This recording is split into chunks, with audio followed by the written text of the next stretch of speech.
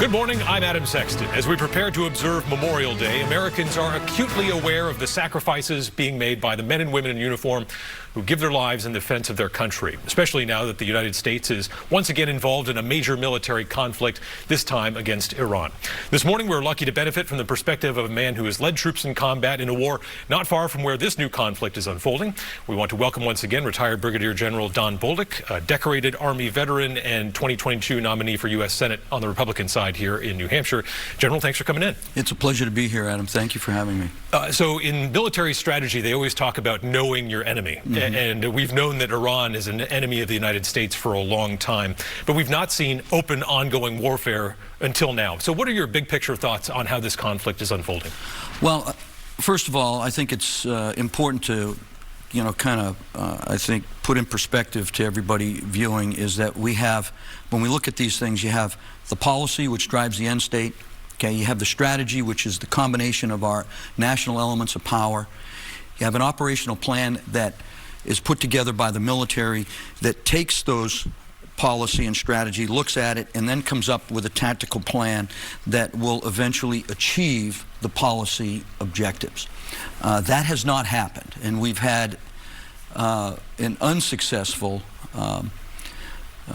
bid at accomplishing the national objectives and goals that were articulated by President Trump. And so strategically, we have lost, and we're at now a stalemate when it comes to figuring out how to get out of this and how to come up with an agreement with Iran. We had the Trump administration had very strict zero-tolerance objectives. It's hard to come back on that. It's hard to come back on a statement of unconditional surrender. This isn't Fort Donelson in the Civil War, okay? This is the reality of asymmetric warfare, largely viewed by the United States through conventional lenses. And therefore, we have significant problems operating in that environment. It's why we lost Afghanistan. It's why we lost Iraq. It's why we have problems in other areas of the world. And this is ultimately the problem. We've had a strategic failure because we haven't aligned ourselves. Have we had tactical successes? Yes. Have we destroyed their conventional Navy? We've done so, pretty much 80% of it. But it was the wrong Navy. We needed to go after the IRGC Navy, the fast boats, the drones, the shore-to-ship missiles that they have that essentially allow them to successfully defend the Strait of Hormuz, right? And they're able to do that. We destroyed the wrong Navy. And we couldn't destroy them because we don't have the type of ships to do that. We're using destroyers to get rid of mines. They're able to lay mines faster with their fast boats, and we're able to get rid of them. We can't get into the areas in which we need to get into to destroy those things because we don't have the asymmetric capabilities that we need to have because in large part we've just focused on large multi-million-dollar platforms in an age, an environment that requires much more asymmetric agility. Yeah, I'm fascinated by so much of what you said there, but in particular, you said strategically we've lost. You know, the administration points to, as you noted, all the tactical successes, right, wiping out the air defenses, but what do you mean by a strategic loss at this point? So we're not able to change their behavior. We're not able to bring them to the table to negotiate. We're not able to say, yes, we've had enough. We've basically said that we're going to try and bomb you into submission. We're going to try and annihilate you. But for Iran, that doesn't matter, right? In most of these countries, we could bomb Iraq, we could bomb Afghanistan, we could bomb places in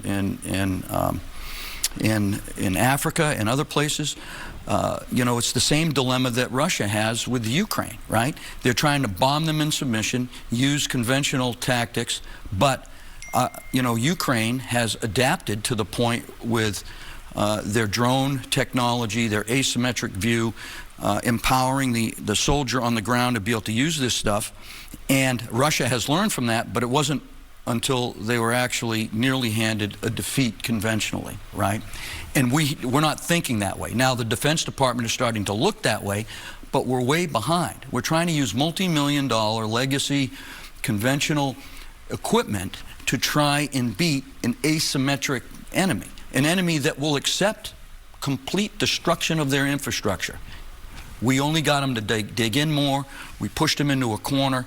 And so all those strategic goals, denuclearization.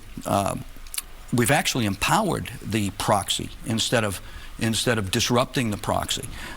We haven't hurt them economically to the point where they want to give up. All these things that the president wanted, we didn't achieve regime change, and we weren't going to. That was something that should never have been commented about, and so we haven't achieved any of those objectives. Did I want us to? Of course I wanted us to. I'm not here to say, you know, hoping that the Trump administration fails. No, I want them to win, but we're not going to win with this type of strategy. And you can't stand as the President of the United States in front of the American people and talk about how many things that you destroyed at the tactical level.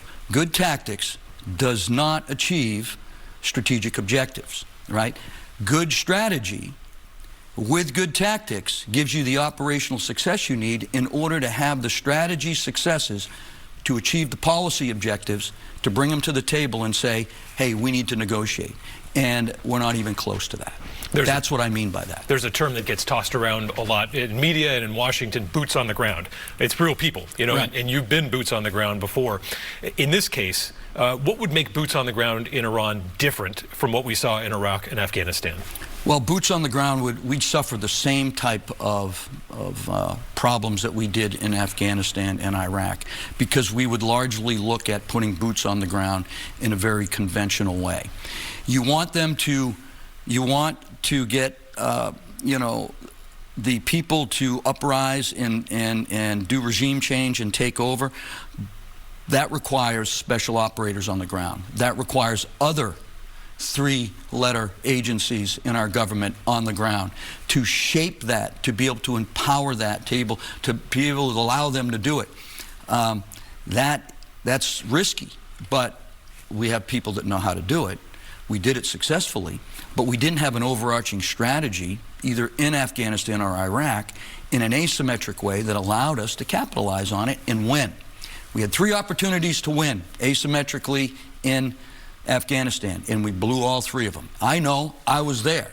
10 tours, 2001 to 2013, and then I went into Africa from 13 to 17, and I retired. But at the end of the day, I was there for all 3 of those, and I saw them. And we said, hey, we can win here. We, the United States, can say we achieved our strategic objectives, but we didn't. We just lifted and shifted and moved the goalpost and brought back strategies that didn't work before because it was easier politically. And it's all driven by election cycles. And the problem we have now is we're in an election cycle, right? And that election cycle is going to drive decisions that aren't necessarily conducive to victory in warfare. You mentioned asymmetric warfare. How have drones reshaped the battlefield? In particular now, even if the United States wanted to do boots on the ground, the idea of massing large numbers of troops, as we're seeing between Russia and Ukraine, it's now dangerous to mobilize just because the drones will start coming in and taking you out. I think we've seen how Iran has used it successfully, not only in developing regional instability, but attacking others, attacking us, attacking other ships, other countries, keeping other countries away. They've used it very successful. But the country that's leading this is Ukraine. And they nearly defeated Russia with this. They just did a training exercise called Operation Hedgehog. They showed NATO. They had the... this is the one in Scandinavia, right? Yeah, They just did. First-person view drones, the AI technology. And they combined that in an asymmetric way by flooding and swarming the battlefield with $500 drones, 7 to 10 inches long, with precision-guided missiles that can come right in, that can avoid any type of electronic jamming. And they have ways to do that, and we don't have enough time to get into that. But at the end of the day, they defeated NATO in this, and they would defeat us. And it's a stalemate now with Russia. Now, Russia's taking this technology, using it, but what they're doing, and what I think a lot of people are missing, is China, North Korea, and Russia's influence in helping Iran. Russia is sending that technology to Iran. And if Iran develops this fast enough and is able to use first-person view drones, is able to use the AI technology, we're going to be in trouble, because our chessboard, right, is multi-million-dollar, slow-moving, relatively slow-moving platforms that can be targeted very successfully. And Ukraine has done this. I'm telling you right now that we have the greatest military in the world if we fight conventional, right? We don't if we fight asymmetric and unconventional. And I would tell you that the same exercise run against the United States, we would lose. And that's what we need to start thinking about in the Defense Department. Now, they are leaning in that direction, but we got to change this. This is a different battlefield now, where small countries with not a lot of money are able to use low-tech technology and win on the battlefield. And we need to wake up to that. And the American people need to wake up to that. And they need to get out of their left and right zones, and they need to come to the middle and say, hey, listen, this is about America's survival in the future. And if we're going to be the leader of the world and guarantee freedoms, we need to get on board with these new types of technology, which will going to save us money anyways, but we need to lean towards this. We can't keep fighting each other, on the extremes. We have to get out of that. And right now, that's one of our biggest obstacles. And then changing the defense industry, changing the dinosaurs that are in the Pentagon system, all the way through that system, that view warfare from a conventional perspective and not an asymmetric perspective. A lot of lessons to be learned, and we always learn something from General Don Bolduc when he's here. We appreciate your service and your time. Thanks so much for being here. It's my honor. Thank you very much. And we'll be right back with 1st Congressional District candidate Carly Berrien. Stay with us.